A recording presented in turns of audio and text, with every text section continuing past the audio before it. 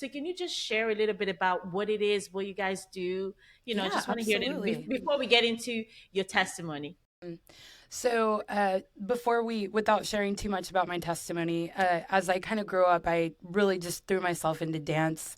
I Mm, never really like took dance classes or anything as a kid, but I think I might maybe was in dance for like a month, but then hated it and got out. But, anyways, yeah. So I just loved dancing, and I was in the rave scene for many, many years.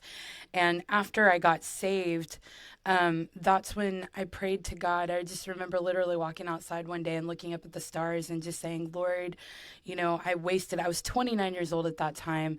And I mm, just remember praying, saying, Lord, I've wasted my whole life mm. on this partying and dancing at these clubs and these raves. What do you want me to do? What do you have planned for my life?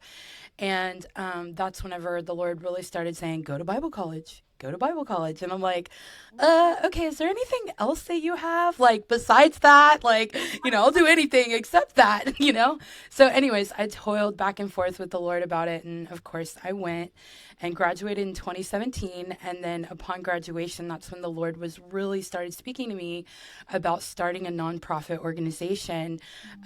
And what it is it's basically, in a nutshell, a Christian rave ministry. Oh, And we also teach on praise and worship dance style with using worship flags.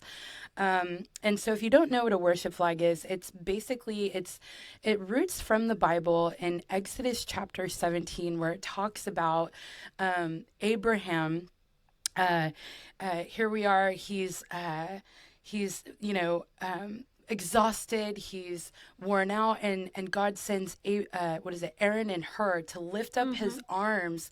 And as long as his arms are raised in the midst of the battle, God was winning. Like, they were winning. But every single time his arms came down, the other opposite team was started to win.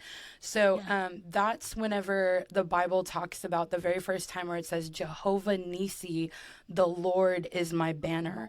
So Oh, that's where worship flags actually come from, and it's actually a weapon.